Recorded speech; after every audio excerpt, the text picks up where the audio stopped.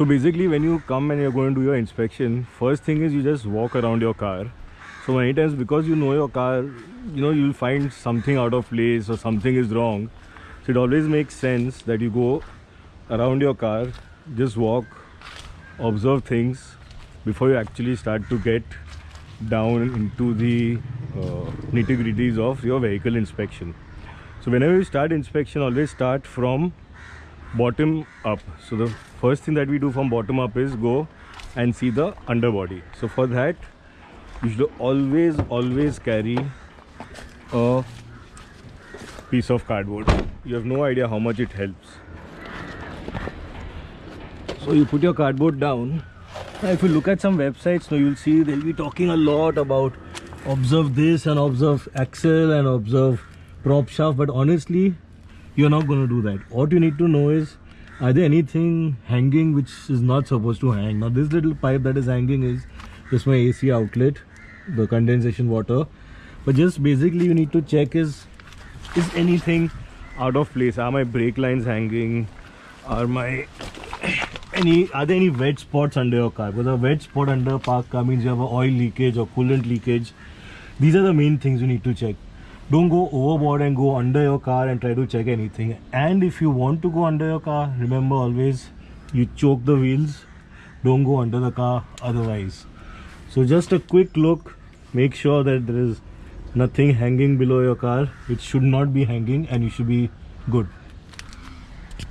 Turn your steering wheel and check if your boot is intact. It's very important that your CV boot is intact. There are no tears, there are no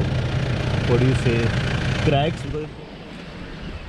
So now when you come to the tires, it's very important to check a few things. One is that your sidewall, first thing, is good. If you have any wear on the tires, that means you have a suspension issue and you need to check your suspension parts. And also you need to check your tread depth. Now you can use a gauge or you can just use a coin and check it, which is very simple to do. And as soon as you reach half your tread depth, you should consider the future possibility of changing the tire. And then of course you need to measure the tire pressure. What I like to use is a gauge like this so that I never run out of battery. It's quite accurate. But whenever you store this, make sure that you store it in a box, because if you don't store it in a box and there's pressure here, this will stop being accurate. So make sure it's stored properly.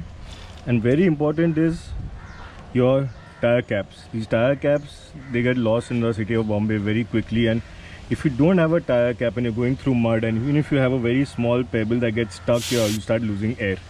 So tire caps, extremely important. I've bought like 100 of them off Amazon, and I always keep at least 20 in each car that I own. Next, you count the number of nuts that are there. None of them are missing, and always torque them, make sure they are tight and none of them are loose. Also torque your freewheeling hubs if you have hubs. Okay, and also you need to check your spare tire.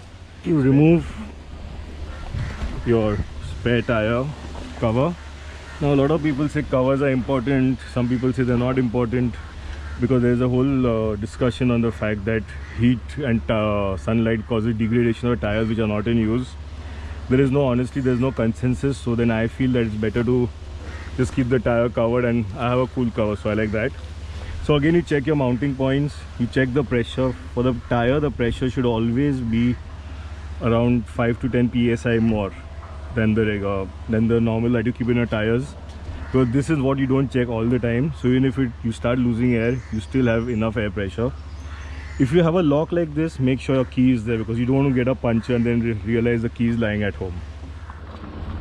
So now that you have your box spanner set outside, it's time to start testing all the nuts and bolts. So start torquing. You see, I'm still torquing these nuts. They get loose, yeah, after a while they all get loose. So you need to make sure that these nuts are tight and are torqued, because you don't want this rack to start flying off when you're driving and you probably injure someone, kill someone. So torque it all, torque it all, torque it all, torque it all, torque it properly. Make sure there is nothing loose. This is extremely important. Don't skimp on this. You see, the last time I torqued it was a month ago, and I'm still able to torque this quite a bit. Okay, so first thing you check is battery. Terminals should not be rusted. Always torque these bolts. Your windshield washer you need to check. You need to check your coolant level. So open this, check if there's coolant. You should know your mixing ratio of coolant to water. You also need to check engine oil. Now engine oil, there are a few theories. So one is you touch it, and when you feel this engine oil, basically you should not find it rough. If there are any particles on it, that means there's a problem. The other thing is a lot of people don't even know how to read the dipstick. So between these, this is your maximum mark. It should always be here or here. Okay, not halfway or not down below, of course. The other thing they say is you should be able to see a bit of metal. That means your engine oil is good. Okay, but older diesels you may not actually get to see a lot of metal because the oil, which is not synthetic, does become dark very soon. So your best test is there should be no graininess when you feel it. Then of course you check your power steering oil, your brake fluid, and you open up your airbox and you would check for your air filter. It should not be clogged, it should be in good condition. So I've just recently checked it up, so I'm not doing this again.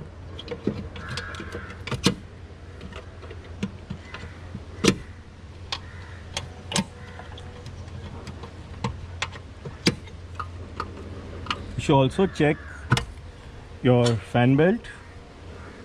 There should be not too much of play. This is just perfect. Any hose pipes that you have, any other pipes running from here, there should be no cracks in it. They can become hard, which is normal, but as long as you don't see. Now you see my vacuum crack, I can see some cracks here. So this now I know needs to be replaced, because if I lose pressure out here, I'm going to be in deep trouble. Okay, and otherwise just give a quick go around. The engine shouldn't be dirty. There should be no wires. It's very importantly is if you see little foot marks out here, that means there's been a rat in your engine bay and you need to be careful. It must have eaten away into something. So be very scared when you see any footprints in your engine bay. So once you are done with your engine bay, you also need to go further up. So check all your mountings on your roof rack, things that can fall off. So I need to torque these bolts, need to torque all these. Make sure, you see shovel is a little bit of a rattle, so it's a basic problem is these are loose, so I need to tighten this. Again, this is a projectile, so I need to check the mountings of all these. I need to check if there are any cracks on the mountings. I will re-torque all these. If my lights are dirty, I need to clean them. Crowbar is secure, and I will come down. Now this is a time when you would actually need a spotter with you also, because the rear bay is where you store your recovery and a toolkit. So at the recovery and the toolkit area, sometimes if you are in a situation where you are stuck and you're sliding, you need to sit on the brakes, your recovery guy, your spotter is the guy who's going to do recovery. So he should know where your toe straps are, where all your shackles are kept, where is your toolkit, where are your fuses, things like that. So he should be aware of where these points are. You see in the car, nothing is loose. Whatever is loose is under a cargo net. So these are very important things. Gloves should be reachable. Also, what your spotter needs to see is where are your recovery points, because he is the guy who's going to get out. So he needs to know the angles, he needs to know the clearance, he needs to know turning radius, he needs to know approach angle. Again, he needs to know where your front recovery points. How do you use a winch? You need to tell him where is the remote, what he needs to do, where is the free spool. So he needs to know everything about your vehicle as well as you do. Ideally, your spotter should be the guy who's also driven your type of vehicle, which is very important. Next thing you do is you check all the doors. And what's very important here I want to show you is, now I have a child seat. So if my kid is not coming, I'm going to get rid of this seat because I want to save unnecessary weight. Plus, more importantly is that with my child locks always on. So you need to make sure your child locks are off, because if your child locks are on and you have a topple and someone at the back seat wants to get out, he's not going to be able to get out, and then he needs to roll down the window and put his hand out, and he's going to lose a lot of precious seconds. So child seat off, make sure both the rear doors, the child locks, are in the free position or in the unlock position. So when we come into the car, the first thing you check is, your guy who washes your car takes out your mat, and most of the time your mat would be somewhere like this. So your mat, you have to make sure it's here, doesn't interfere with anything. Your seats need to lock. Now this I've seen a lot of old cars where these levers or the one at the bottom don't lock and the seat keeps moving. Now you don't want to be in a panic braking situation or going downhill where you brake and you get squashed with the steering. So these things need to lock and they are firm. Seat back needs to be able to move. So once you sit in the car, first thing that you need to do is, of course, crack the engine.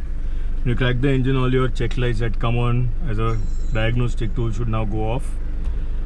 Then of course you need to check clutch is fine, you get a good feedback on your foot, the brakes are pumping well, it's not depressing all the way down.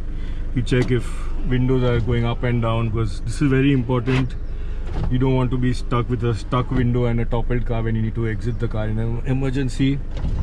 You check four-wheel drive, so make sure the gear lever four-wheel drive moves, especially if you've not used it for a long time. There could be issues that the gear lever gets stuck, especially in old Jeeps. This does tend to be a problem.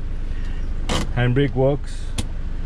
Check all your connections. Of course you need to have masks for COVID times. If you have CB radio, check your CB radio. Tissue paper, check all your papers, very important. Especially what I do is insurance, photocopy of driver license, my registration, and I also have spare money. Spare money is very important because you don't want to lose your wallet or forget your wallet and then not have money to pay tolls, or your car breaks down, you need to make an emergency call a tow truck. So spare money.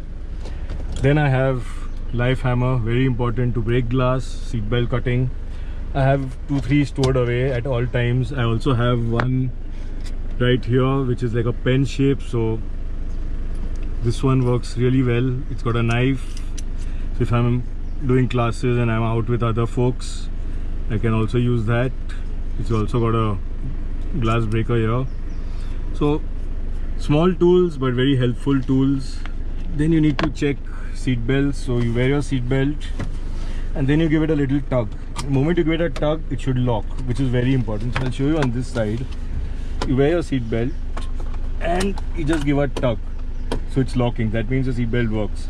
Now this was told to me by a Japanese guy during one of the Fortuner events, and this has stayed with me. So anytime I sit in any car, this is the first thing that I do at any time. So once you've checked these things, you check your AC works. I have a lot of magnetic stuff here, so all my cables can get magnetized and they get hooked here, so they don't fall, they don't come in between anything. You check at the back, again the seat belts are working, everything is fine, your horn is working perfectly fine. And then you start checking your lights, so switch on your hazard, switch on your headlights, do a walk around of your car, check all the lights. If you have a spotter, he can help you with the brake lights, or you can put a weight on your brake and go and check your brake lights, because when you're driving on the road, these are very important things. Mobile holder should be secure, it should not fall off when you're driving. Small things do go a long way when you're driving, and you want to be comfortable. You don't want any surprises to spring out. You also need to check your fire extinguisher. So I have a 1 kg here, I have a couple of more in the car, in the back and the boot also. It's more important that you check that it's on green. It's very, very important that you have enough pressure. You check always the expiry date of this, and most of them come with a zip tie which is fully round, and then it becomes difficult to remove this zip tie. So make sure it's cut from both ends, so you can just pull it out. This full zip tie is there more for transportation reasons when they're transporting it. So this I can pull out immediately just from the back and out, release and start using it. So it's very important that you don't waste time searching for a tool to break it. And again, this must be secured either under your seat or under the seat next to you and doesn't come out at any time while driving.